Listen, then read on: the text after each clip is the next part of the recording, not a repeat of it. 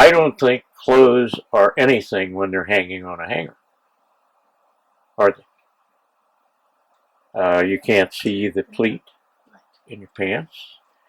You can't see the white of the cuffs. You can't see the choice of the tie. You can't see, in addition to this is supposed to match this, if you put a little bit of this up there, that gives you a little boost. Frankly, to tell you the truth, I think it's equal. I think the clothes on the proper man, displayed properly, are the secret. That's the answer. The clothes in the closet don't mean anything. The man, if he's naked, is an idiot. So when you put the guy in the suit and put him out there, why all of a sudden you say, wow, that guy looks really great.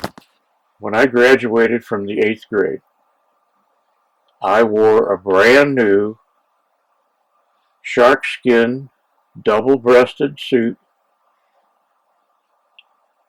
and guess what shoes I had on? What shoes? I had English shoes, thread needle shoes, and my pants were pegged. That was the style then. But you know what? I was the only guy in the 8th grade that had a suit on to graduate. But that was because my dad said, you know, you're going to graduate, we're going to go out and buy you a suit. You need to look like something special. And so I did. When I went to high school, I did wear Levi's once in a while and a nice shirt, usually a long sleeve shirt, because as I said before, I don't like short sleeve shirts. I don't like shirts that are too tight that go like that. And I wore thread needle shoes.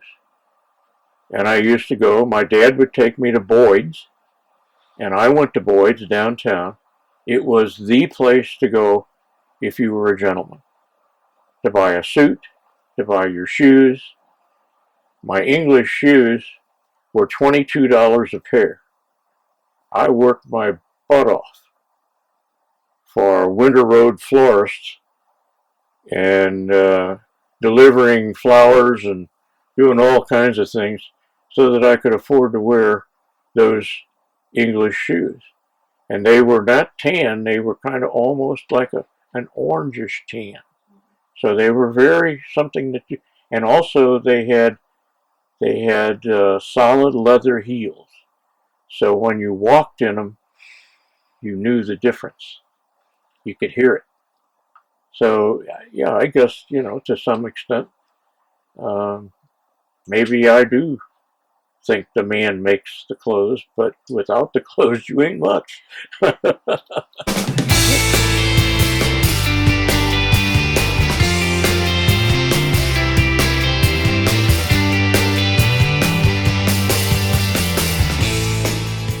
The most miserable time I ever spent was in between my first wife and when I met Diane. I was going to go out and fly the next day, and I went to a party, and her friend, who lived around the corner from me, said, Oh my God! He said, but that little blonde over there is single. And I thought, now you're talking. And so I was putting together this pot that she wanted to have on her back porch or something.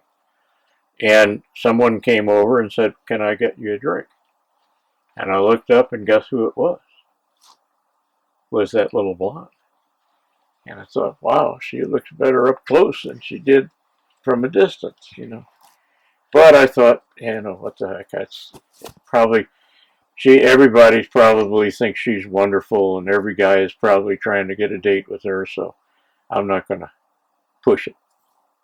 So I had made a promise to one of my friends who's a retired physician that I would go to Fayetteville, Arkansas, spend a week with him, and about a day before I left, our mutual friend called me and said, we've got tickets to the Muni. And Diane and I would like for you to go with us. I said, no, I promised a friend that I would be good. So, but all the time I was in Fayetteville, I'm thinking, you know what? Some bum is sitting next to that gal. And it ought to be me, you know?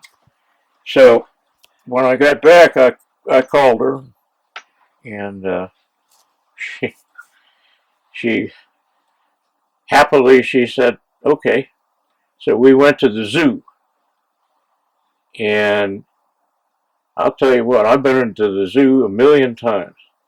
And the whole time we were at the zoo, I was lost. I didn't know where the hell I was. She kept saying, well, it's a dead end. I said, well, you know, that's the way it is. And so then I decided that, you know, we'd stop at Union Station and have a glass of wine. And that worked out pretty good. And then I said, well, let's go maybe to dinner. Would you like to go to dinner? I said, I don't let her go. Yeah. So we went to dinner, and the rest is history, huh? Went to her house, and she had some cookies. Man, I grabbed those cookies and got the hell out of there because I thought I'm gonna make a fool out of myself here before. So we, you know, one thing led to another, and I have to tell you, to answer your question, I had to tell you that because to answer your question, you don't choose somebody that you're going to spend the rest of your life with. You try to. It's somebody special. Somebody that's intelligent, somebody that you can talk to, somebody that you trust. But spending the rest of your life with a person is an everyday challenge. There is, you know, you have to be willing to say, okay, that isn't what I had in mind, but let's do that. That might be fun. You have to be willing to sacrifice some things that you might not want to do if you were single, because that other person is so important in your life that you want to make sure that they're special. You open the doors. You know, I still, if it's raining, I don't care what it is, I still go around and open the car door, and Diane will say, well, you don't need to do that, it's raining. I said, no, that's something I need to do. It's respect. You have to have respect. You know, I don't know what Diane taught me what love is. To me, it was always, love was respect. But she is an amazing woman she's intelligent. She cares. She can be a handful sometimes, but I have to tell you, always with respect. So that's how you go a complete lifetime with somebody. It's not the first day, it's not the first month, it's not the first year, it's not 10 years, it's not 20 years. It's you have to be willing to understand that that person is the other half of your life. And you will always have to have respect for that person. And if it's time to argue, you turn around and walk away. I mean, as I said, I never saw my mom and dad have an argument. This whole thing, life is something you have to do day after day after day.